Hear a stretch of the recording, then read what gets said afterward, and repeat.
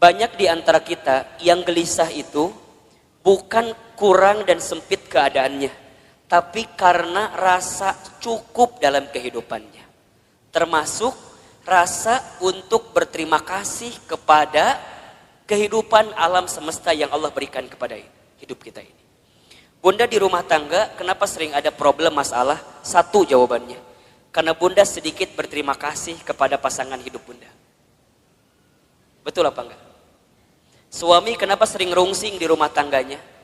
Karena suami seringkali membandingkan istrinya dengan perempuan di luar sana. Padahal istrinya sudah memberikan banyak hal kepada suaminya. Maka kurang berterima kasih. Bismillahirrahmanirrahim. Assalamualaikum warahmatullahi wabarakatuh.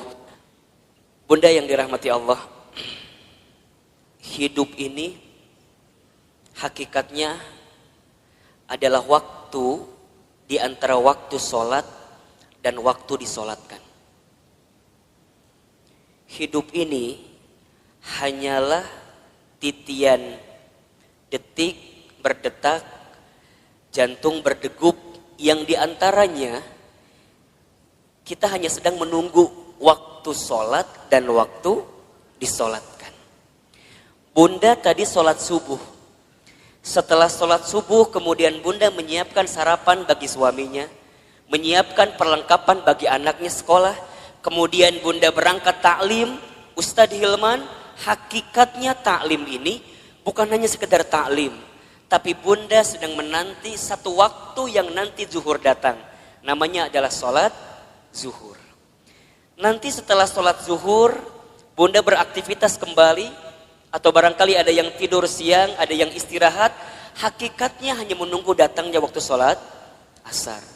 Dari asar begitu sore sampai maghrib. Dari maghrib kemudian ke isya. Isya kemudian bunda istirahat, tidur sepanjang malam. Hakikatnya menunggu datangnya sholat subuh. Dan kalau seandainya waktu sholat itu tidak berjumpa dengan kita, maka sudah saatnya kita berjumpa dengan waktu untuk disolatkan. Ya bunda, intinya bahwa yang namanya kehidupan ini ada sesuatu yang datangnya akan mendadak.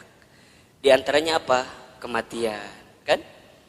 Maka satu kali ada nasihat yang disampaikan oleh malaikat Jibril kepada Nabi SAW. Nasihat dari siapa? Malaikat Jibril. Untuk siapa? Rasulullah SAW. Kalau nasihat ini datang dari malaikat Jibril untuk Nabi, berarti nasihat ini pun relevan atau bisa dijadikan nasihat untuk kita semua sebagai umat Nabi Muhammad SAW. Ustadz Hilman, Ahilman, apa nasihat yang malaikat Jibril berikan kepada Rasulullah? Kata malaikat Jibril, ya Muhammad, wahai Muhammad, pertama, isma syi'ta fa innaka mayyitun. Hiduplah kamu sesuka kamu ingin hidup, silahkan. Tapi kamu harus ingat bahwa semua yang hidup akan berjumpa dengan yang namanya kematian. Itu nasihat pertama. Jadi saat bunda hari ini hidup di dunia, silakan hidup. Berapapun usia yang Allah berikan, berapapun jatah umur yang Allah persembahkan, silahkan. Tapi ingat kata Jibril, dari setiap sendi kehidupan kita, kita semua akan berjumpa dengan yang namanya kematian.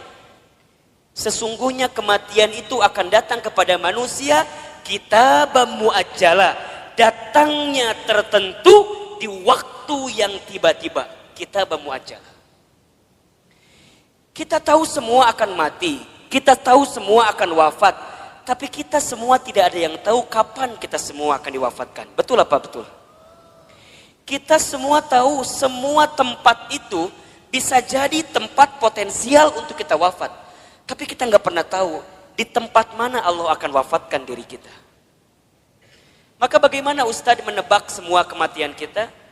Rasul pernah mengajarkan kepada kita, innamal mar'u yumitu fil hayat illa ma dzatihi fil hayati dunya. Setiap manusia akan diwafatkan oleh Allah sesuai dengan kebiasaannya saat hidup di dunia. Ustadz baca berita kemarin, ternyata Mas Ashraf itu memang meninggal mendadak karena serangan jantung. Tapi di antara testimoni yang sangat luar biasa, ternyata beliau itu punya yayasan panti asuhan yang setiap bulan beliau support dananya. Jadi bukan hanya beliau sekedar seorang artis, seorang public figure yang mungkin kita tahu wafatnya, tapi di antara kenangan yang sangat luar biasa adalah kemarin ada testimoni dari pimpinan panti asuhannya yang kemudian beliau sampaikan yang membuat dia kehilangan sosok Ashraf itu bukan hanya sosok sebagai public figure, tapi setiap bulan beliau mencintai anak yatim piatu di bawah panti asuhan. Diingat gitu. Nah sekarang Bunda yang ada di sini Ustadz akan tanya, yakin nggak kita semua akan mati? Pasti akan mati, betul? Sekarang kalau seandainya Bunda wafat di waktu yang lebih dekat daripada kehidupan hari ini, persiapan apa yang sudah Bunda lakukan? Hah?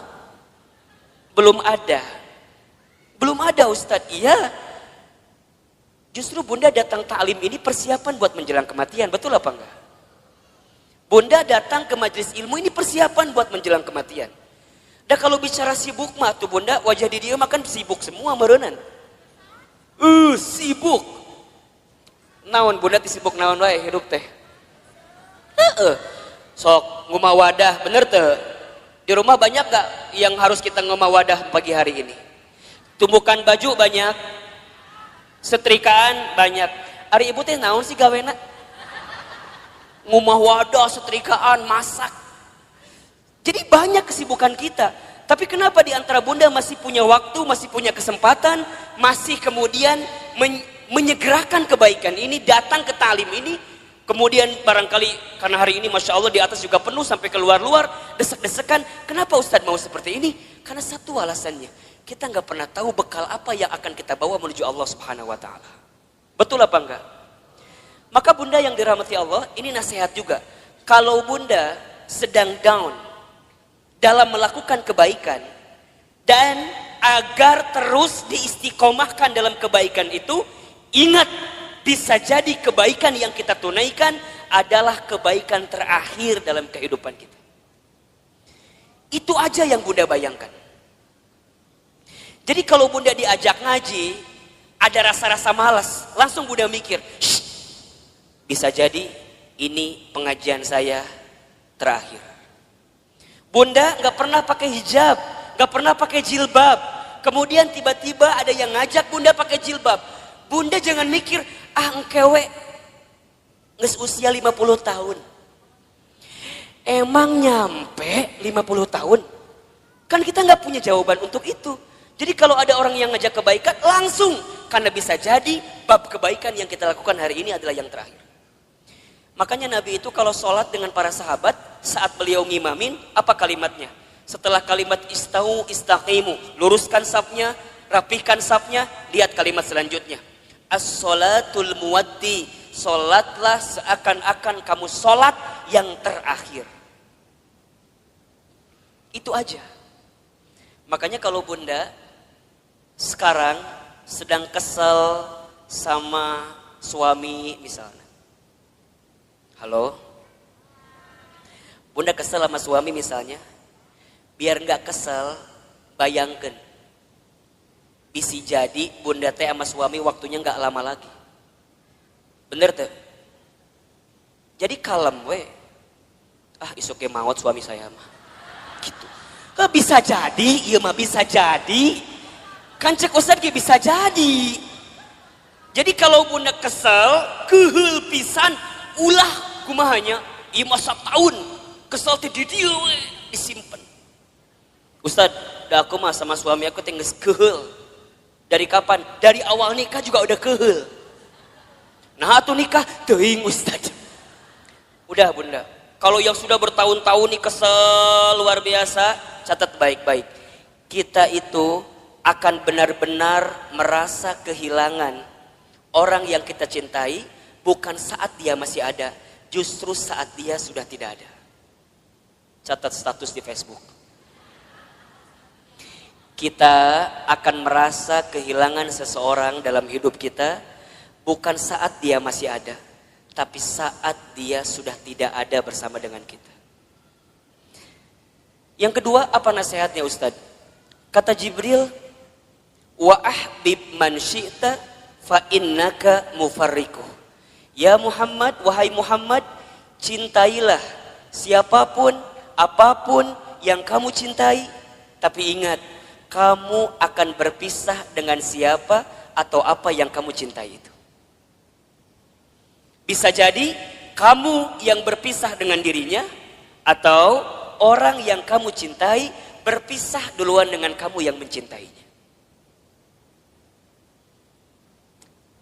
Ada saatnya berjumpa dan pasti ada saatnya berpisah.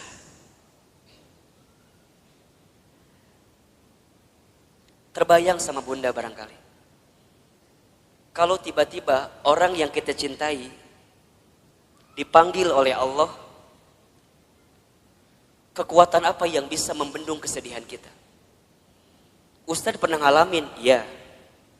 Waktu Ustadz keterima beasiswa ke Amerika Serikat, baru 2 bulan di sana, Ustadz dapat kabar ibunda yang Ustadz sayangi itu meninggal. Dulu kelas 3 SMA, dari Amerika mau pulang susah, harus pulang seperti apa. Tapi Ustadz bersyukur, karena sebelum Ustadz berangkat ke Amerika, itu ada 1 minggu dikasih libur sama pesantren, Ustadz pulang kemudian ke rumah, dan selama seminggu itu Ustadz nemenin ibunda almarhumah. Nemenin terus. Nyuapin makannya, nemenin sholatnya.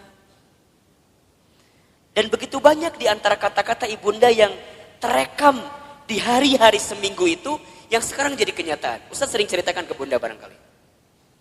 Bagaimana ibunda Ustadz waktu 1 kali sarapan, Ustadz suapin, ketika sarapan ibunda bilang ke saya, Hilman, nanti mama bakal nonton Hilman ceramah di TV. Dulu saya gak pernah nyangka, orang Garut, orang kampung, orang miskin, anak yatim, gimana caranya bisa ke Jakarta, bahkan bisa masuk TV. Hari ini, apa yang ibunda saya ucapkan jadi kenyataan.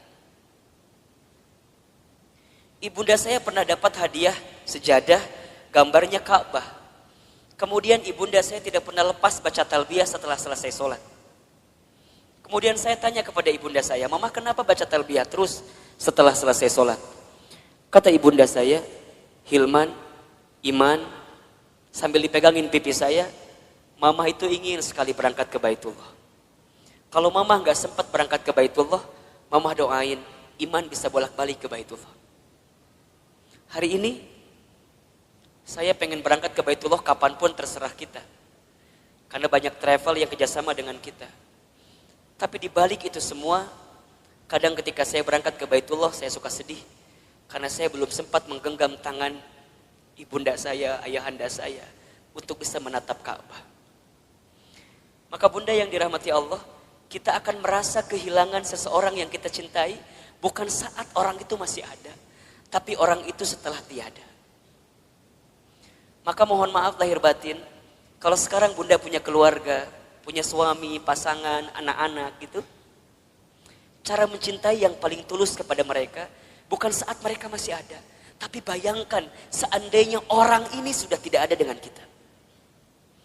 Dan Ustadz tuh paling kesal, paling sebel, kalau ada istri yang suka bilang begini, Ustadz, da aku mah nikah sama suami aku teh, meni asa gak pernah bahagia teh. Ari bunda udah berapa tahun nikah teh? 12 tahun.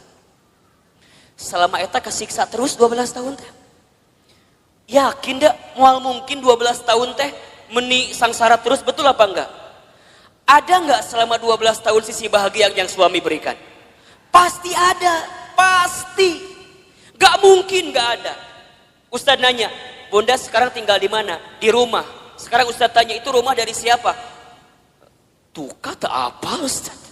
Tiba-tiba ayawe di imah orang. Tapi kan gara-gara suami, betul apa enggak?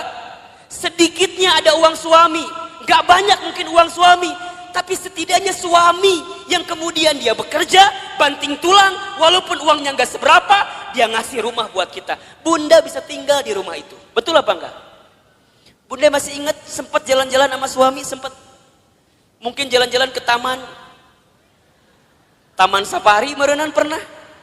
Dulu waktu awal-awal, betul apa enggak? Yang taman safari tiketnya masih 50.000 kene. Ayeuna geus 250.000 tiketna. Meureun baheula ke taman safari, ayeuna mah ke taman coret-coret. Teu naon? Betul apa enggak? Jadi bunda, mohon maaf ya. Kalau ada di antara bunda yang saat ini sedang disakiti oleh suaminya, ada di antara bunda yang barangkali hari ini sedang dikhianati oleh suaminya, di antara bunda barangkali hari ini yang sedang ternoda hatinya karena suaminya, bayangkan sosok suami kita yang walaupun pernah menyakiti kita, dia pernah memberikan sesuatu yang terbaik dalam hidupnya buat kita. Jadi kalem. Dan kita akan ketemu tahapan berpisah dengan orang yang kita cintai. Maka cintai dia selagi ada. Anak bunda, cintai dia selagi ada. Suami bunda, cintai dia selagi ada. Ibu, bapak, ayah, bunda, orang tua bunda, cintai dia selama masih ada. Demi Allah, bunda akan merasakan sakit sesakit-sakitnya saat ingin berbuat baik kepada orang tua, sedangkan orang tua sudah tidak ada. Maka satu kali Ibnu Umar itu pernah bertanya kepada Rasulullah, ya Rasulullah, kalau seandainya aku menggendong ibuku keliling muterin Ka'bah, apakah aku bisa membalas semua kebaikan orang tuaku? Apakah aku bisa membalas kebaikan ibuku? Jadi aku gendong ibuku keliling Ka'bah, apakah aku bisa membalas kebaikan ibuku? Apa jawaban Nabi ketika itu? Wahai Ibnu Umar, seandainya kamu menggendong bukan hanya di depan Ka'bah, tapi kamu menggendong ke seluruh dunia ibunda kamu, demi Allah, jangankan semua kebaikannya, tendanganmu saja saat engkau dikandung dalam rahimnya belum tentu membalas kebaikan kamu, ibunda kamu, dengan apa yang kamu lakukan. Jadi kalau sekarang bunda berikan apapun kepada orang tua, misalnya ngasih A, ngasih B, ngasih C, ngasih D, dan kita merasa cukup membalas semua kebaikan orang tua, demi Allah, tendangan kita pun saat kita dikandung oleh orang tua tidak akan bisa membalas semua kebaikan. Maka cintai dia selama masih ada, karena kita akan menyesal ketika orang tua kita sudah tidak ada. Yang ketiga, apa nasihatnya? Wa'mal ma syi'ta fa innaka mazyun bi. Ya Muhammad, berbuatlah kamu sesuka kamu ingin berbuat, tapi ingat, kamu akan diminta pertanggungjawaban dengan apa yang kamu lakukan itu. Jadi bunda, silakan bunda berbuat apapun terserah bunda, tapi ingat, kita akan diminta pertanggungjawaban. Jangan hanya berpikir nikmat di dunia, tapi berpikirlah balasan apa yang akan kita dapatkan ketika kita kembali kepada Allah. Mudah-mudahan wafatnya Ashraf kemarin yang cukup mengagetkan kita, membuat kita tertegun, terenyuh dan tersentuh bahwa mati akan datang tiba-tiba. Ajal tidak bisa menunggu taubat kita, dan taubat kita pun tidak bisa memastikan ajal kita. Kalau Allah sudah inginkan wafat dalam waktu yang dekat dalam hidup kita, kita bisa apa? Kita nggak bisa mengakhirkan, kita nggak bisa menunda, semua pasti akan bertemu dengan kehidupan kita. Mudah-mudahan orang tuanya yang sudah wafat, barangkali di sini ada yang sudah wafat orang tuanya, ditempatkan di tempat terbaik Allah Subhanahu wa taala. Dan mudah-mudahan kita semua pun diistiqomahkan sampai husnul khatimah. Baik, bunda yang dirahmati Allah, Ustadz hari ini akan lanjutkan kajian yang pekan lalu kita masih bahas. Judulnya adalah cara menghadapi kegelisahan. Kita review sedikit ya. Pertama, cara menghadapi kegelisahan itu adalah dengan cara husnuzon kepada Allah. Ustadz Hilman, apa itu husnuzon? Husnuzon itu artinya berpikir baik, berkata baik, berprasangka baik kepada Allah Subhanahu wa taala. Bagaimana caranya husnuzon, Ustadz? Bagaimana caranya husnuzon, Ustadz? Katakan, ini yang terbaik dalam hidup saya dan ini yang terbaik di mata Allah Subhanahu wa taala. Karena sesuatu yang baik menurut kita belum tentu baik menurut Allah. Tapi yang terbaik menurut Allah pasti yang terbaik dalam kehidupan kita. Pertama, agar kita tidak gelisah, atau bisa menghadapi kegelisahan, husnuzon dalam kehidupan. Yang kedua, caranya adalah berusahalah untuk menerima atau percaya dengan ketetapan Allah, dalam kurung takdir. Takdir itu artinya sesuatu yang Allah tetapkan. Kalau bunda diberikan masalah oleh Allah, berpikirlah bahwa memang kita yang pantas dan bisa menghadapi masalah tersebut. Soal anak SMP gak akan mungkin dikasih ke anak SD. Soal anak SMA gak akan mungkin dikasih ke anak SMP. Semua dalam hidup ini sesuai dengan takarannya, sesuai dengan ukurannya. Terima takdir dan percaya takdir Allah Subhanahu wa Ta'ala. Yang ketiga, caranya adalah berusaha bersyukur dalam keadaan apapun. Ustadz Hilman, apa itu bersyukur? Bersyukur itu artinya berterima kasih dalam keadaan apapun. Asyukru bil qalbi, syukur dengan hati. Asyukru bil lisan, syukur dengan lisan. Asyukru bil amal, syukur dengan amal perbuatan. Banyak di antara kita yang gelisah itu bukan kurang dan sempit keadaannya, tapi karena rasa cukup dalam kehidupannya. Termasuk rasa untuk berterima kasih kepada kehidupan alam semesta yang Allah berikan kepada hidup kita ini.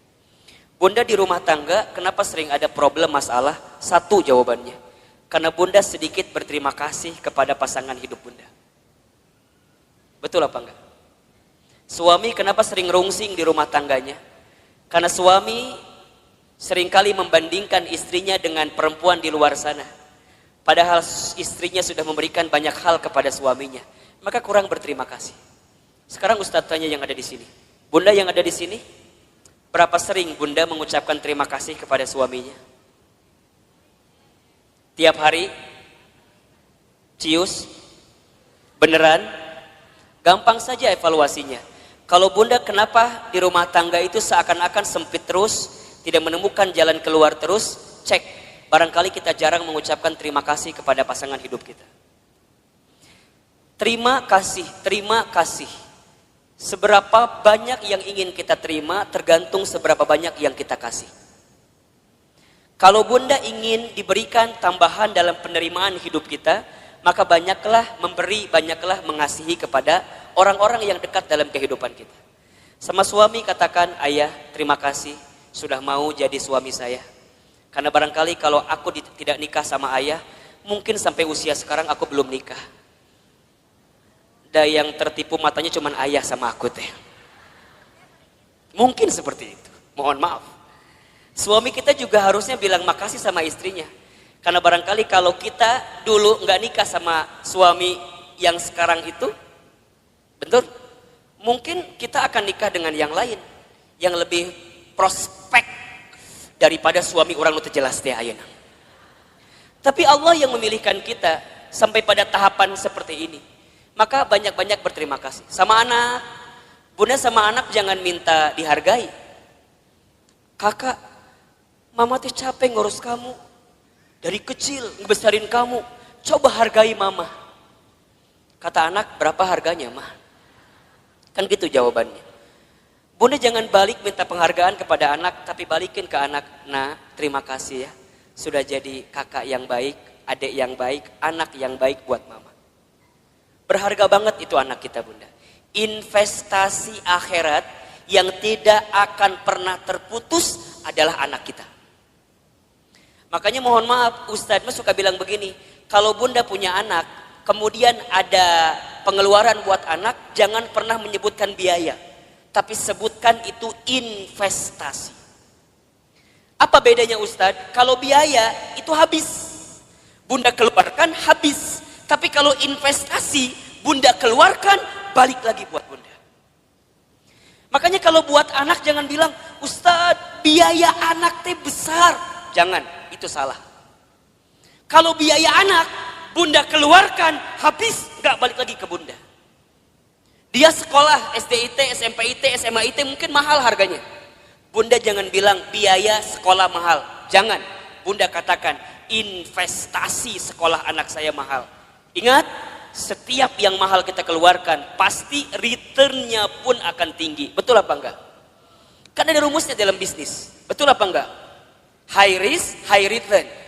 Besar resikonya, besar penerimaannya. Berat keluarnya, maka akan tinggi juga keuntungan yang kita dapatkan. Pertanyaan Ustadz, sudah seberapa besar investasi yang Bunda berikan untuk anak Bunda?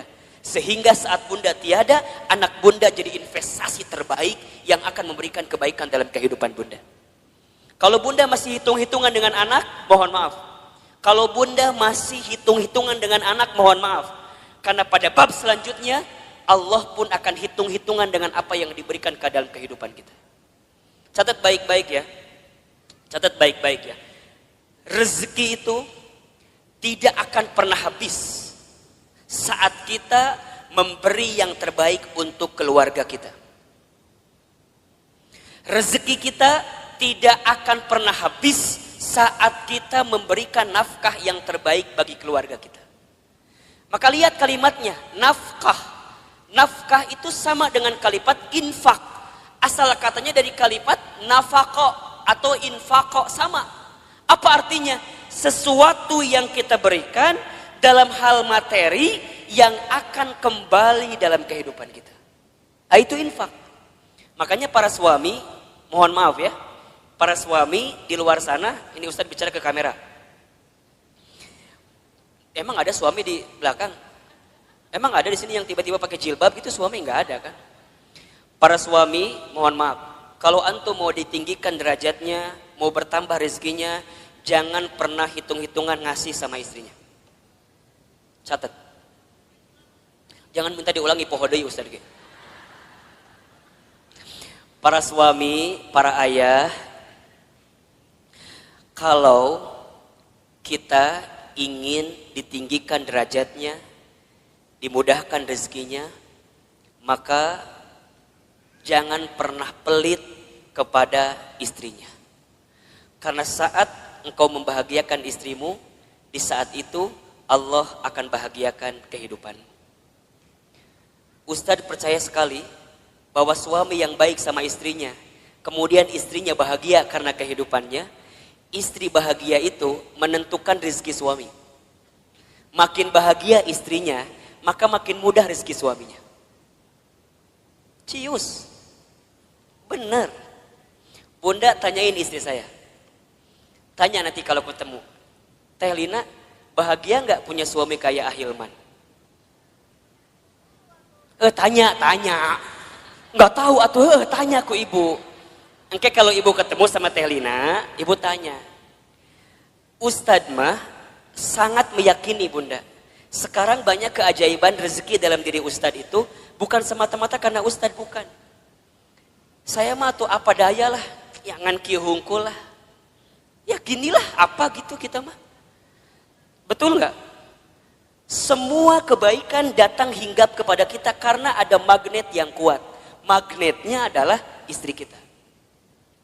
Kebayangkan, itu teh baru satu istrinya. Hah? Naon ieu teh? Ada yang salah Ustaz sampaikan? Emang Ustaz ngomong naon tadi teh? Iya, itu teh baru satu doa dari istrinya. Kebayang gak kalau doanya banyak? Yang banyak bukan istrinya, bukan. Doanya. Satu istri, tapi mendoakan banyak, itu bagus. Daripada istri banyak gak saling mendoakan, malah saling berantem. Itu gak bagus. Betul apa enggak? Yang lebih bagus istrinya banyak, doanya banyak. Enggak. Jangan kan? Jangan. Nah jadi Bunda Nuri cemburu. Benar Bunda. Dan sama, Bunda juga sama. Saat jadi istri, jangan pernah meminta sesuatu di luar kemampuan suaminya. Disebutkan dalam hadis, begitu banyak perempuan yang menempati tempat di dalam api neraka. Kenapa? Karena ingat, bukan karena kurang sholatnya, bukan. Bukan karena kurang baca Quran, bukan. Bukan karena kurang zikirnya, bukan. Tapi karena mereka saat jadi istri kurang bisa menerima apa yang suaminya berikan. Halo, jelas tidak? Jadi dua nana kudu seimbang. Suami jangan pelit, istri jangan minta sesuatu di luar kemampuan suaminya. Yang terjadi kadang dua-dua nana rumah tangga teh. Suamina pelit, istrina teu mikir gitu. Ustadz, gimana kalau suami aku teh sebenarnya ada uangnya teh, tapi meni pelit pisan. Ada nggak yang kayak gitu? Nu mana istrina? Coba kita selamatkan dalam kebaikan. Insya Allah enggak kan? Ustadz, kalau begitu boleh enggak seorang istri ngambil uang dari suaminya?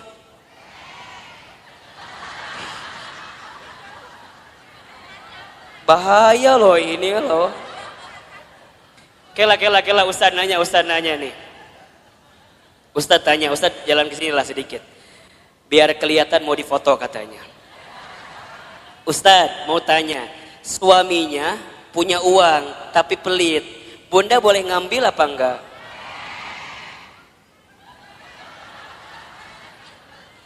Kata siapa itu teh? Bunda catat ya, kalau suaminya pelit, kemudian dia nggak pernah ngasih kepada kita padahal uangnya ada, maka bunda boleh mengambilnya dengan can beres, asik langsung. Tah cek Ustad mah eta nu jadi salah teh. Ku bunda si Ustad sok dipotong materina teh. Bunda boleh mengambil dengan syarat tertentu. Ingat ya, ini bicara bab fikih. Contoh ya, jadi kalau suami pelit, uangnya ada tapi nggak ngasih ke bunda, bunda boleh ngambil dengan syarat tertentu. Satu, bunda ambil sesuai dengan kebutuhan keluarga. Satu, ingat ya, bukan kebutuhan bunda, kebutuhan keluarga. Jelas kira-kira? Uang dapur kebutuhan bunda atau kebutuhan keluarga? Baik, uang pembantu kebutuhan bunda atau keluarga? Bunda beli tas baru new arrival di Botani, kebutuhan keluarga atau kebutuhan bunda?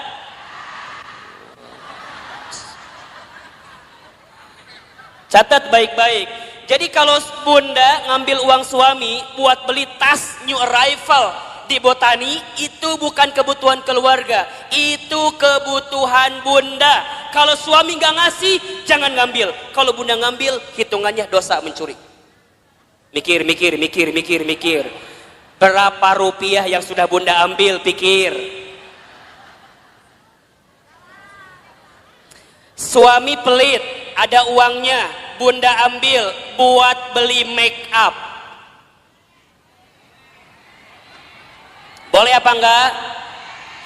Boleh, asalkan suami senang dengan make up yang bunda kenakan. Lamun bunda beli make up, tok cek suami teh, reka mana gaya? Misalnya suami nggak nerima dengan apa yang diambil karena make upnya, mohon maaf, bunda harus bilang sama suami. Ini bab penting tentang keuangan bunda. Contoh topik lain Ustadz biar bunda paham. Kalau bunda punya hutang, suami harus membayarkan atau tidak? Kalau suami punya hutang, bunda kudu bayarkan atau henteu? Cukup membingungkan. Suami punya hutang, bunda kudu bayarin apa enggak?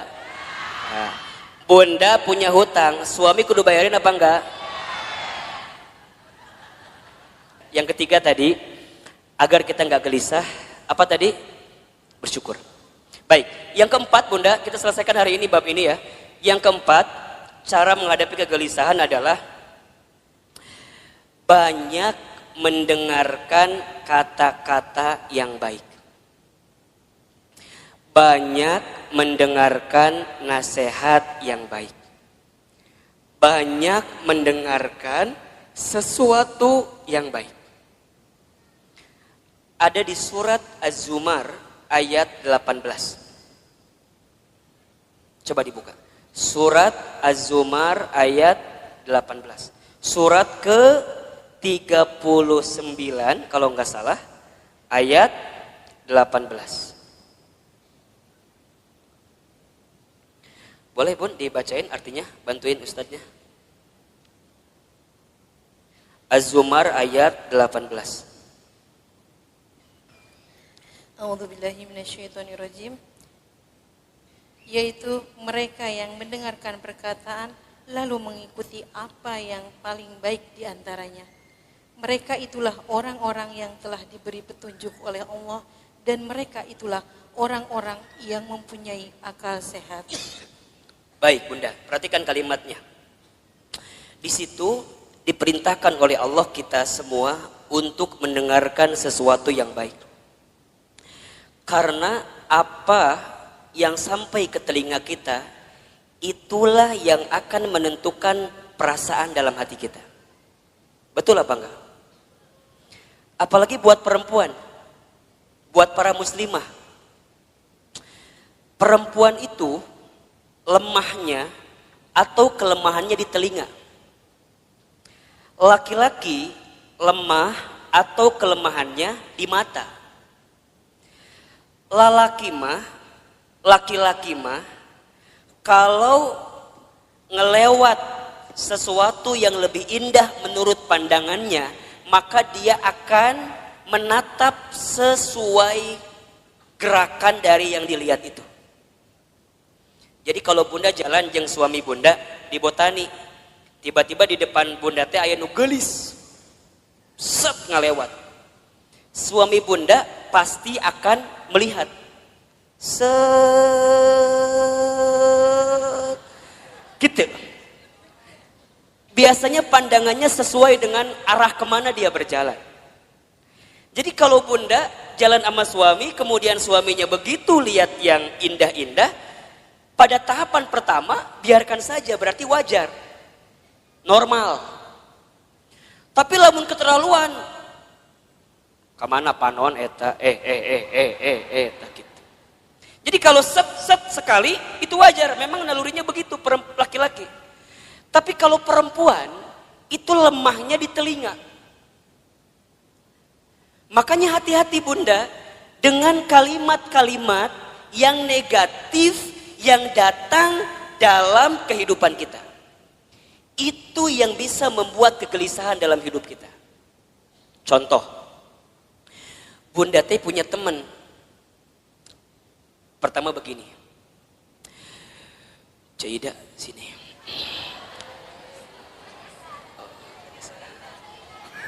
Misal namanya teh Cida, teman kita teh.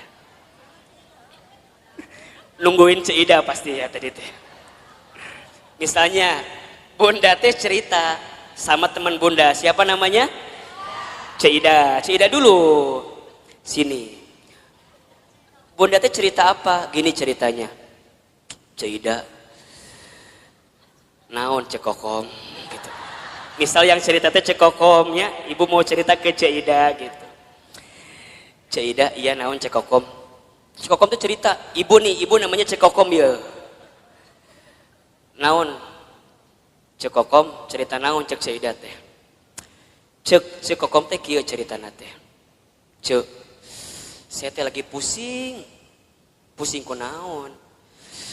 Anak saya teh udah kuliah, tapi kalau disuruh sholat melihara rese pisan. Ih, hese disuruh sholat teh. Padahal manehna teh apal eta teh kewajiban, tapi meuni hese. Berkali-kali kadang subuh mah ku saya teh sok disiram ku cai. Kadang sok dibuat ieu gempa susulan, da beh hudang teh gitu. Tapi meuni hese dihudangkeun teh. Kadang-kadang aku teh suka merasa bersalah. Aku teh ngaji tapi anak aku mending susah diajak sholat teh. Cekokom cerita sama siapa? Cida. Karena Cida teh bagus, teman yang baik, maka lihat jawabannya. Cekokom. Iya Cida gitu kamu mah syukur udah punya anak selesai kuliah, Ya tapi kan sholat melihara rese. Ce, doain aja. Doain kumaha sih? Doain. Dan kita nggak pernah tahu kan, barangkali dia teh berubah, bukan sekarang, tapi bisa jadi nanti saat cekokom geus eueuh. Jadi mana yang nggak doakan orang maut ya teh? Lain, kieu cekokom maksud saya teh. Ece teh kudu husnuzon, ece teh kudu berkata-kata baik. Dan aku juga dulu gitu. Aku waktu SMA, ibu aku teh nyuruh aku sholat, aku teh rese. Tapi alhamdulillah pelan-pelan saat ibu aku sudah tiada, aku jadi taubat, aku jadi mikir sholatnya menjadi penting. Terus kudu nungguan orang mau heula gitu. Budak orang beh sholat lain. Maksudnya cekokom teh kudu sabar, kudu tenang, doakeun, ulah putus asa. Da eta ge kalau kumaha ge budak cekokom. Eta budak cekokom lain. Kan cekokom kan eta teh. Jadi cekokom kudu sabar nerimainnya. Semua ada waktunya, semua ada prosesnya. Cekokom ulah berhenti mendoakan, cekokom ulah berhenti ngajak. Sok suruh ngaji budak teh. Seidah mah disuruh salat ge hese komo ngaji. Pelan-pelan kan ayeuna mah aya YouTube. Sok cekokom teh share ka budak cekokom kumaha eta pahala salat dan segala macamna. Insyaallah doakeun yang terbaik buat anak kita. Coba saya mau tanya, kalau bunda dengerin kalimat kayak gitu, tenang apa enggak? Tenang. Nuhun Caidah, memang you are my best friend ya. Kamu itu adalah teman yang baik buat saya. Sekarang bandingkan, kalau cekokom cerita ke Ceodah. Ceodah mah lamun ngomong teh teuing ngaliurkeun ka urang teh. Da kata-katanya teh kurang baik wae. Dia ceritalah sama Ceodah, Ceodah aku teh mau curhat, kenapa? Anak aku teh udah kuliah tapi titah sholat meni hese. Da Ceodah teh lamun ngomong teh kitu wae pasti. Cekokom, apal teu? Eta teh pasti pangaruh ti suami cekokom. Coba. Da moal mungkin budak teh teu sholat lamun bapana sholat. Da eta mah gara-gara suami cekokom teh tara salat. Cekokom coba bayangkeun tah suami cekokom. Ustaz mau tanya, tenang atau tambah gelisah? Yang tadi pertama nu kapikiran saha? Anaknya doang, ditambah cerita Ceodah, tambah siapa? Betul apa enggak? Matakna bunda di telinga kita kudu difilter. Mana yang kira-kira nggak bikin kita tenang, mana yang kira-kira bikin kita gelisah, tinggalin, pelan-pelan mundur teratur.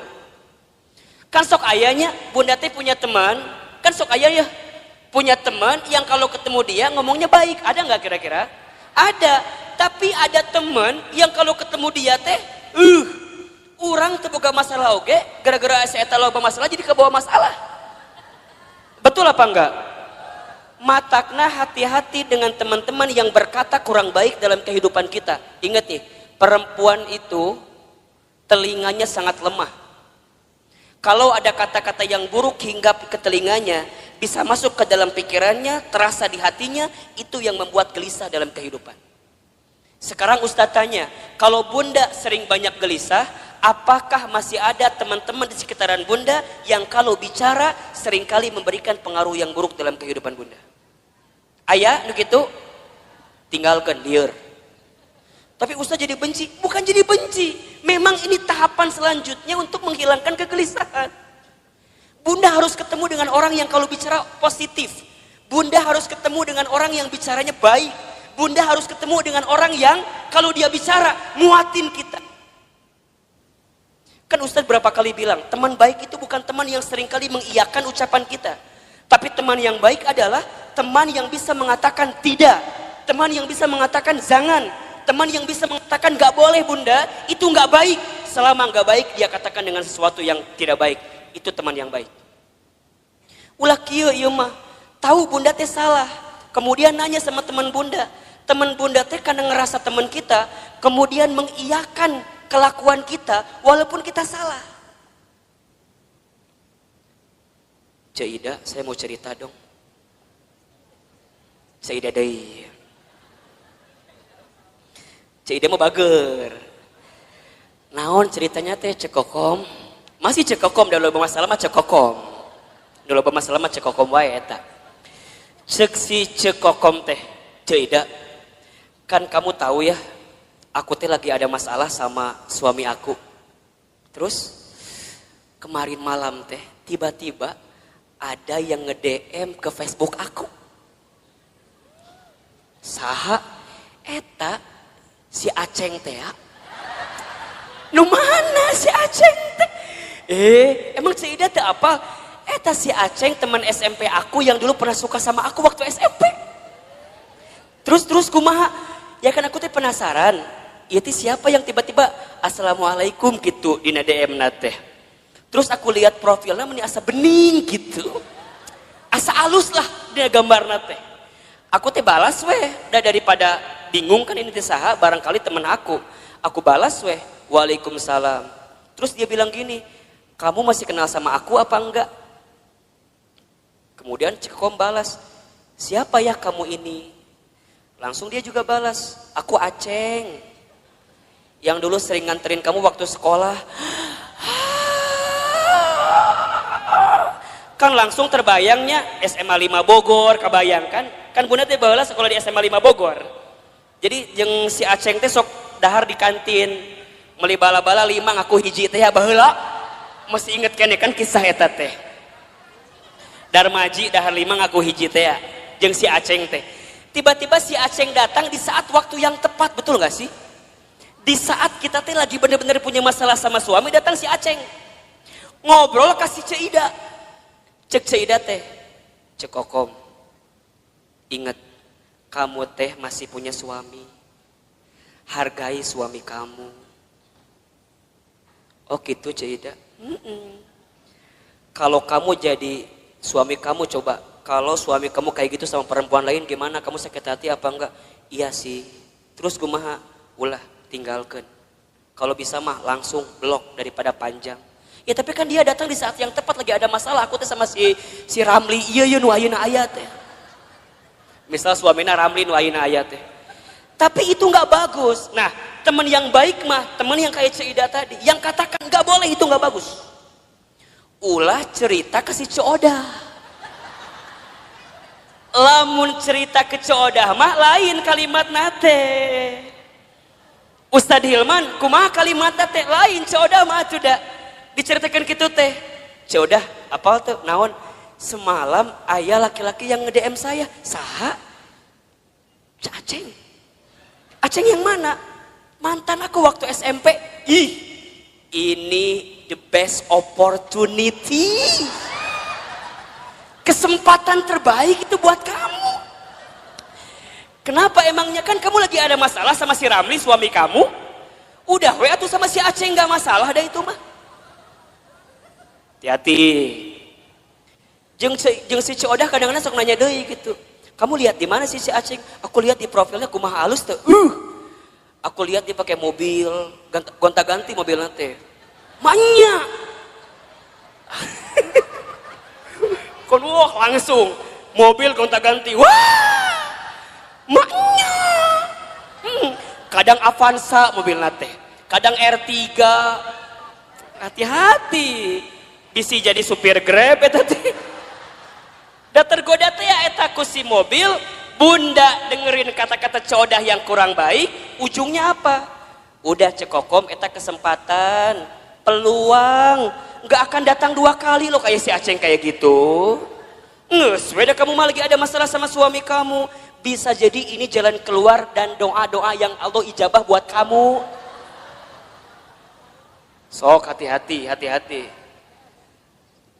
Jadi ayah juga Coodah ayah di dia nusuk juga si Coodah ngomong ayah. Ingat ya, kata-kata buruk itu bunda akan mempengaruhi pikiran kita. Pikiran kita mempengaruhi hati kita. Sama bunda juga, kalau bunda hidup di rumah tangga dengan suami, kalimat suami seringkali mendatangkan hal-hal yang negatif dalam kehidupan bunda. Naon tinggalkan. Kalau suami kata-katanya kurang baik didengar oleh kalimat bunda, maka bunda katakan kepada suami bunda, ayah, kalau ayah nggak bisa berperilaku sesuai kemauan bunda, minimal ayah tidak berkata-kata yang buruk dalam kehidupan rumah tangga kita. Mungkin suami kita belum bisa berubah dengan kemauan kita. Setidaknya suami kita tidak berkata-kata buruk dengan ucapannya dalam kehidupan rumah tangga kita. Karena mohon maaf, para istri banyak yang tersakiti hatinya bukan semata-mata karena kelakuan suaminya, tapi lebih banyak karena kata-kata dari siapa? Betul apa enggak? Mungkin kalau sekali ditampar, set, bisa hilang, selesai. Tapi kalau kata-kata sudah menusuk di hati, itu bertahun-tahun tidak akan pernah bisa bunda lupakan. Betul apa enggak? Terbayang dalam benak kita. Apalagi hati-hati. Hati perempuan itu seperti cermin katanya. Al-mar'atu kal mir'ah. Perempuan itu seperti cermin. Kalau sudah tersakiti hatinya, sama seperti cermin pecah. Mungkin kamu bisa meletakkan kembali pantulan cahayanya, tapi pantulan cahayanya tidak akan sama sebagaimana cermin itu di waktu sebelumnya. Bunda tersakiti, mungkin bunda bisa memaafkan, tapi untuk melupakan tak mudah seperti memaafkan tadi. Betul apa enggak? Biasa aja, biasa aja.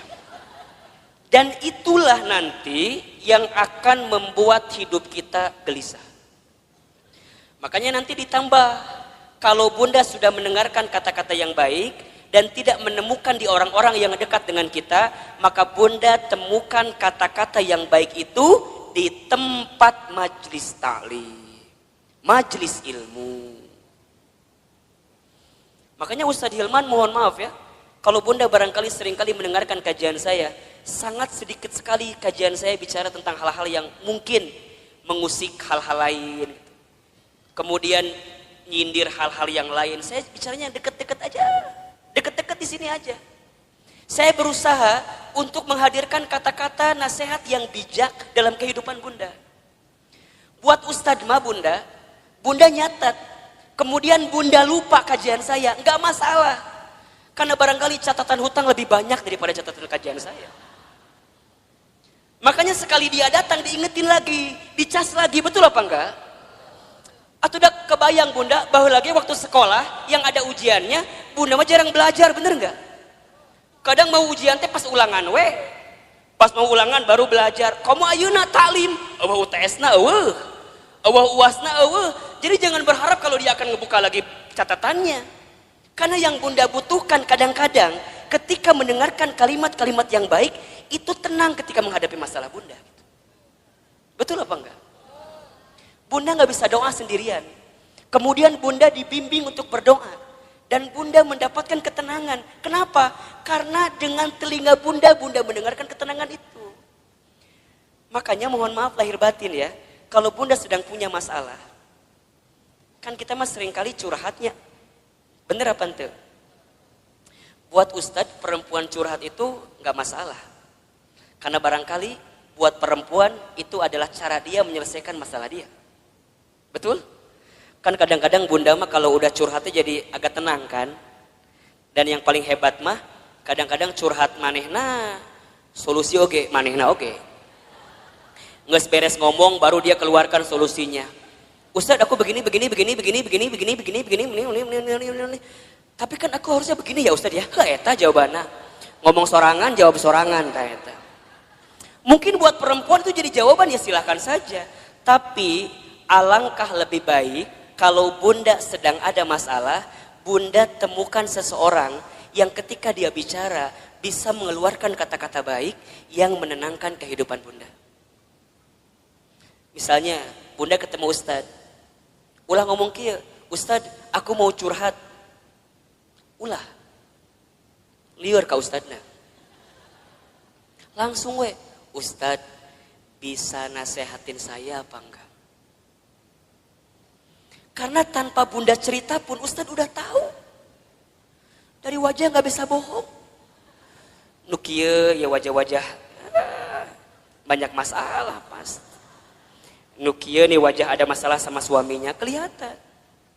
Ustadz dari mana kelihatannya? Air mata nggak bisa bohong. Betul apa enggak? Air mata itu lebih deras mengalir saat kita tersakiti oleh orang yang dekat dalam kehidupan kita. Air mata, coba Ustadz mau nanya, nangis itu lebih sakit yang mana? Yang terisak-isak atau yang dia menangis pelan sampai dia nggak bisa keluar air matanya saking sedih? Nah, nu mana coba? Dua nana. Bener nggak sih? Kadang-kadang bunda teh mau curhat nggak bisa, pernah nggak kayak gitu tuh? Mau ngomong nggak bisa karena saking sakitnya perasaan kita, pernah nggak kayak begitu? Kan kalau pada bab gitu jadi pusing kan? Misalnya bunda nih janjian sama saya di kantor saya di Jalan Azimar 3, kantor teman hijrah. Bunda pernah main ke sana? Nanti main ke sana ya. Kalau ketemu saya syukur, kalau enggak nanti ketemu banyak di sana. Tadi kumaha tadi menangis teh? Oh iya. Oh, lebih sakit mana? Menangis yang terisak-isak atau menangis yang air mata keluar tapi mulut nggak bisa bicara? Nah, Ustadz bilang dua-dua juga sakit, tapi lebih sakit yang air mata keluar tapi mulut nggak bisa bicara kan? Bunda kunaon? Kunaon? Kunaon? Kan liar kan? Ustadz tinggalkan naon? Ditanya. Oh, ternyata Ustadz baru tahu bunda. Kalau ada masalah jangan ditanya katanya. Betul apa enggak? Jangan kunaon, jangan, karena perempuan gak akan jawab. Bunda kunaon? Gitu bukan Ustadz, gitu. Gitu kumaha? Gitu pokoknya mah. Ustadz ngerti kan? Kumaha coba? Orang bisa ngerti kumaha. Oh ternyata bunda dengan ilmu jadi kebalik. Artinya kalau ada perempuan yang cerita, ibu yang cerita, dia sebenarnya tidak butuh dalam artian solusi dengan masalahnya. Berarti kalau dia sedang nangis, kita dengarkan aja tangisannya. Sok nangis yang banyak. Ayo yang banyak. Keluarkan tangisan itu. Ternyata Ustadz tahu menurut ilmu psikologi, neuro, otak berpikir perempuan itu luar biasa bunda. Setiap perempuan menangis ketika dia ada masalah, maka air mata yang menetes itu menunjukkan masalah yang keluar pelan-pelan. Jadi makin banyak tangisannya, makin banyak keluar masalahnya. Jadi kalau ada yang nangis, ku bunda teh langsung tanean ku emer. Tah ka dia sok ceurik sing loba. Keun bae dangke ge beres sorangan. Dia kalau udah beres nangis baru tenang, betul apa enggak? Dan dia akan tambah tenang ketika dia mendapatkan kata-kata yang baik di telinganya. Jadi kalau dia ada masalah jangan ditambahin dengan kata-kata yang buruk. Misalnya dia nangis nih. Gitu wae ceurik. Gitu wae ceurik. Itu masalah satu belum selesai, tambah masalah yang kedua. Catat para suami di luar sana tuh. Makanya kalau istri sedang menangis itu bunda, dia nggak butuh nasihat yang dalam tanda kutip dimarahin. Dia butuh pundak untuk bersandar. Matakna Ustadz mah kalau ada yang hadir di majelis taklim, ibu-ibu, diukna nyender, biasa nama di imah loba masalah. Dan di rumahnya nggak punya sandaran. Matangna lamun ngaji pasti we tembok mana tembok dah hayang nyender teh karena tembok eta. Ayo bunda harus temukan seseorang yang saat dia bicara menenangkan kehidupan kita. Teman kita cari nih, kalau sekiranya teman kita ngasih pengaruh yang buruk, tinggalkan, pelan-pelan mundur teratur. Dia yang bikin kita gelisah. Dia yang bikin kita gelisah. Cek ngaji yuk. Ah nantilah, uci ngaji sekarang lah, angkeke aya kene ngaji sekarang. Wah, itu kan bagus. Ikutin teman kayak gitu, jaga baik-baik. Ece inget ya, Rabu pekan ketiga jadwalkeun. Eta teh jadwal Ustadz Hilma. Emang kumaha gitu? Ngeunaheun ceramahna teh. Misal, ieu mah misal.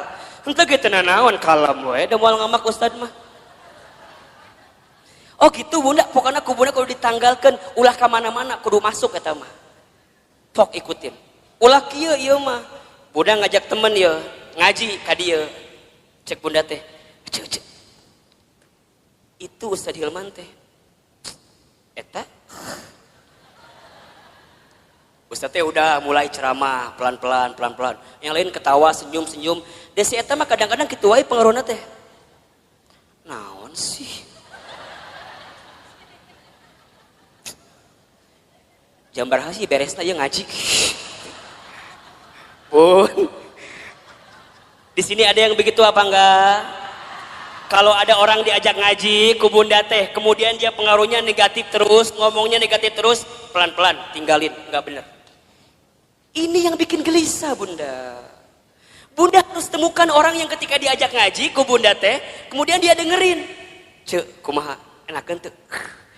Kamu kenapa baru ngajak aku sekarang? Nah, dia semangat walaupun barangkali mohon maaf, walaupun mungkin Ustadz Hilman teh menurut dia di hati nama asa teu nyambung gitu. Walaupun, tapi karena kata-katanya enak, nih positif buat kita, dia semangat.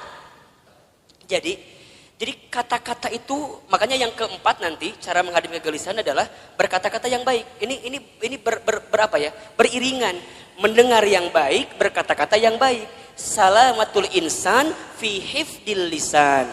Selamatnya diri manusia tergantung lisannya. Satu peluru hanya bisa nembak satu kepala, tapi satu kata yang terucap bisa nembak ratusan kepala. Betul apa enggak?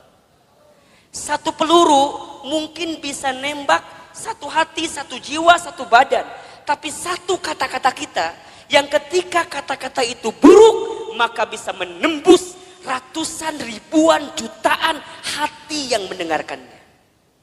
Maka lihat kalimat dalam Al-Quran surat Al-Ahzab ayat 70-71.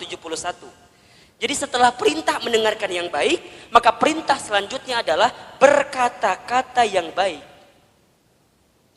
Apa ayatnya? Coba Bunda baca.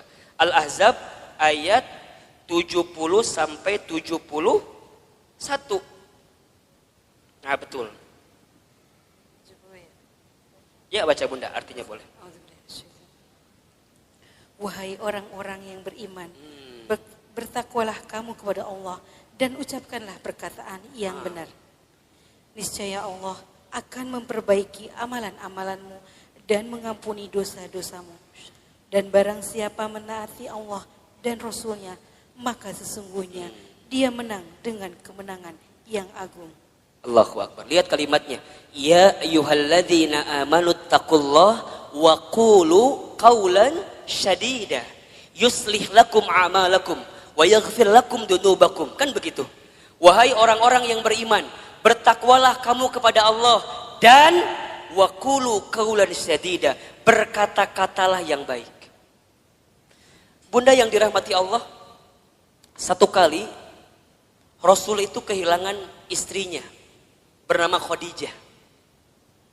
Saat beliau kehilangan Khadijah, selama 3 hari beliau gak mau keluar rumah. Gak mau keluar rumah.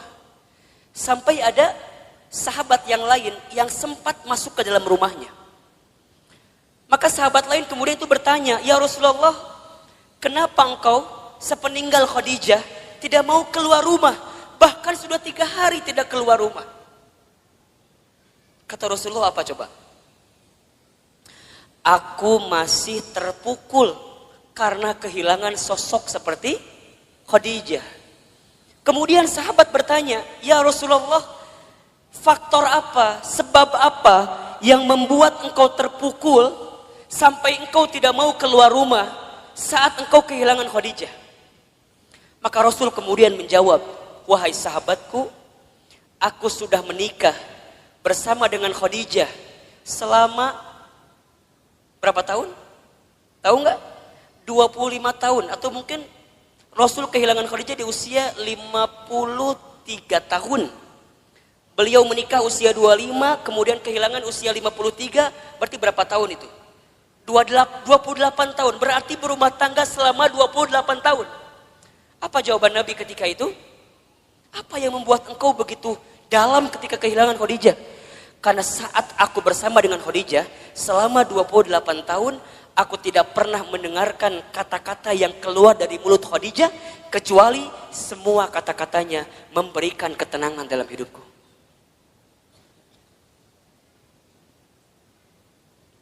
Coba Bunda bayangin. Aku tidak pernah mendengarkan kata-kata yang keluar dari Khadijah kecuali semuanya memberikan ketenangan dalam hidupku. Sekarang Ustaz tanya, Bunda di rumah tangga punya suami Bunda kalau mendengar kata-kata Bunda tambah masalah, hilang masalah. Ulangi. Suami teh di kantor lagi ada masalah, balik ke imah ketemu Bunda, saat Bunda ngomong hilang masalahnya atau tambah masalahnya? Tambah atau hilang? Bener. Sok Ustaz tanya, suami pulang ada masalah, ku Bunda dikumahakeun. Dikumahakeun ku Bunda. Kita mah kadang-kadang kalau suami pulang teh langsung ditanya ku kita teh kan? Assalamualaikum, ayah pulang. Kumsalam, kapelong begeutna abstrak aya masalah. Bapak kunaon? Ayah kunaon? Narotas, ayah kunaon? Kamar mandi tungguan, ayah kunaon? Keur makan di tungguan, ayah teh kunaon? Bunda nanya berkali-kali di rumah tangga, suami gak akan pernah menjawab. Kenapa? Karena saat laki-laki sedang punya masalah, dia butuh waktu untuk diam ketika sedang ada masalah. Khadijah bagaimana Ustadz? Allahu Akbar. Ketika Nabi sedang ketakutan, itu datang Nabi ketakutan, buka pintunya, lihat Khadijah, Masya Allah. Baru ngelihat wajah Khadijah, setengah kegelisahannya langsung hilang saat melihat wajah Khadijah. Suami orang mah ningali wajah orang teh. Assalamualaikum. Datang kita, kumsalam. Iya problem deui. Komo lamun Bunda nyambutnya dengan nyambut yang tidak baik teh ya. Assalamualaikum, ayah pulang. Waalaikumsalam, bapak pas SPP budak candi bayar. Bukan hilang masalah, malah tambah. Waalaikumsalam, ayah pulang. Ayah, lihat. Mama lagi pakai jilbab baru, bagus nggak? Biasa aja. Lihat dong, bagus nggak? Bagus, tapi can dibayar. Masalah nambah atau kurang? Khadijah mah enggak Bunda. Nabi ketakutan, apa yang Khadijah lakukan? Khadijah cuma senyum. Yang Khadijah lakukan langsung memeluk Rasulullah. Set, dipeluk. Dibisikin di telinganya, ya Rasulullah, jangan takut, ada aku di sisimu. Kalau di luar sana ada orang yang membencimu, maka aku yang paling pertama mencintaimu. Kalau di luar sana ada yang menyakitimu, maka aku yang pertama kali membelamu. Tuh, lihat. Masya Allah Bunda, dipeluk, dibisikin. Semua ketakutan Nabi hilang saat dipeluk dan dibisikin sama siapa? Khadijah. Matakna Bunda belajar dong sama Khadijah. Iya mah harapan hayang suami siga Rasulullah. Urangna cek siga Khadijah. Cik atuh mikir mah nya gitu. Jadi kumaha Ustad? Nanti kalau suami pulang ada masalah langsung loba nanya. Langsung we. Assalamualaikum, ayah pulang, kelihatan ada masalah, langsung. Ayah. Tatap tuh ibu teh langsung, set, langsung.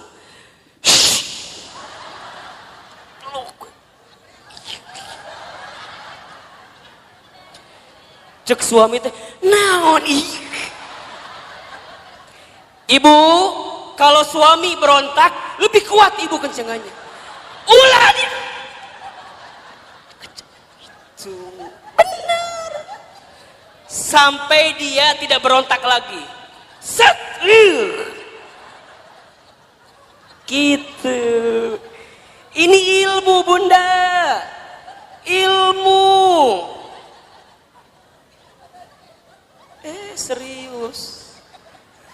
Jadi kumaha, set, langsung dibisikan. Kunaon pak, bapak ayah naon. Kan dia berontak, terus ke ibu dikieukeun. Itu bunda, habis dipeluk, dibisikin, lihat Khadijah, diapain selanjutnya? Diselimutin kan? Kemudian diselimutin, kemudian baru dia wudhu, selesai, hilang masalahnya.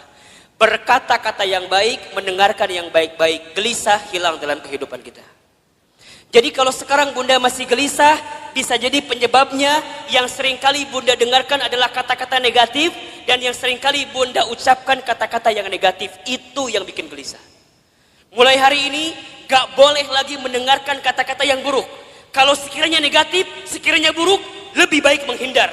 Itu yang menjadi penyebab kegelisahan dalam kehidupan kita. Bunda, kalau ketemu masalah sama suami, temukan jalan keluarnya. Dengarkan nasihat yang baik-baik. Jangan yang ngerunyemin. Bunda, kalau sedang gelisah, jangan berkata-kata yang buruk. Saat kita berkata-kata buruk, saat kita mendengarkan yang gelisah, maka di saat yang sama kita sedang menambah kegelisahan dalam kehidupan kita. Maka nanti yang terakhir bunda, cara menghadapi kegelisahan adalah sibuklah dengan beramal soleh. Sibuklah dengan beramal soleh. Catat ya, amal itu ada 3. 1, ada amal soleh. 2, ada amal ibadah. 3, ada amal jariah. 1 apa? Amal soleh. 2, amal ibadah. 3, amal jariah. Ahilman, Ustadz Hilman, apa perbedaannya? Amal soleh itu artinya semua perkataan atau perbuatan yang disukai dan diridhoi oleh Allah. Itu amal soleh. Saya ulangi. Amal soleh itu semua perkataan atau perbuatan yang disukai oleh Allah dan diridhoi oleh Allah. Yang kedua, ada amal ibadah. Amal ibadah itu artinya semua aktivitas yang diniatkan untuk Allah dengan teknis dan aturan. Amal ibadah artinya semua perkara, semua aktivitas yang diniatkan untuk Allah dengan teknis dan aturan yang sudah ditentukan. Paham? Oke. Yang ketiga, ada amal jariah. Amal jariah itu semua perkara yang bermanfaat yang dilakukan saat kita hidup dan masih bermanfaat walaupun kita sudah wafat. Jelas? Amal jariah adalah semua perkara yang bermanfaat yang dilakukan saat kita hidup dan masih bermanfaat walaupun kita sudah wafat. Jadi ada amal soleh, ada amal ibadah, ada amal jariah. Amal soleh apapun yang bunda lakukan, yang bunda ucapkan, selama Allah suka, selama Allah ridho, itu amal soleh. Ngaji, ini amal soleh. Allah suka apa enggak? Allah ridho apa enggak? Ridho. Bunda baca Al-Quran, amal soleh atau bukan? Amal soleh. Allah suka, Allah ridho. Amal ibadah mah amal yang aturannya ada. Sholat, amal ibadah. Bunda nggak bisa sholat di luar ketentuan Allah. Misal, tiba-tiba jam 11 siang sholat. Ditanya ke budak, mah sholat naon? Zuhur. Kan can waktuna, geus teu kuat hayang sholat. Teu bisa. Da sholat mah amal ibadah, kudu aya aturanana. Betul apa enggak? Sholat kudu tertib. Allahu Akbar. Bacaan pertama apa? Iftitah baru Al-Fatihah. Teu bisa. Allahu Akbar. At-tahiyatu lillah. Teu bisa. Eta mah engke di ujung. Betul apa enggak? Eta amal ibadah. Kalau amal jariyah yang bunda lakukan sekarang tapi manfaatnya terus menerus. Wakaf tuh tadi ada, infak beras, ya kan? Kemudian bunda bantuin bangun pesantren, jadi orang tua asuh. Mohon doanya bunda, Ustadz sedang merancang sekolah juga di daerah Bogor insya Allah. Dalam waktu dekat nanti bunda juga akan diundang untuk menjadi bagian yang yang diundanglah oleh Allah untuk membantu semuanya insya Allah. Jadi itu hal-hal yang baik dalam kehidupan kita. Nah, amal soleh itu bunda bisa menghilangkan kegelisahan kita. Jadi kalau bunda ada masalah, ganti dengan sesuatu yang bisa menyelesaikan masalah kita. Bunda yang dirahmati Allah, hidup ini hakikatnya adalah waktu di antara waktu sholat dan waktu disolatkan. Hidup ini hanyalah titian detik berdetak, jantung berdegup yang diantaranya kita hanya sedang menunggu waktu sholat dan waktu disolatkan. Bunda tadi sholat subuh. Setelah sholat subuh kemudian bunda menyiapkan sarapan bagi suaminya, menyiapkan perlengkapan bagi anaknya sekolah, kemudian bunda berangkat taklim. Ustadz Hilman, hakikatnya taklim ini bukan hanya sekedar taklim, tapi bunda sedang menanti satu waktu yang nanti zuhur datang. Namanya adalah sholat zuhur. Nanti setelah sholat zuhur, bunda beraktivitas kembali, atau barangkali ada yang tidur siang, ada yang istirahat. Hakikatnya hanya menunggu datangnya waktu sholat asar. Dari asar begitu sore sampai maghrib. Dari maghrib kemudian ke isya. Isya kemudian bunda istirahat, tidur sepanjang malam. Hakikatnya menunggu datangnya sholat subuh. Dan kalau seandainya waktu sholat itu tidak berjumpa dengan kita, maka sudah saatnya kita berjumpa dengan waktu untuk disolatkan. Ya bunda, intinya bahwa yang namanya kehidupan ini ada sesuatu yang datangnya akan mendadak. Di antaranya apa? Kematian, kan? Maka satu kali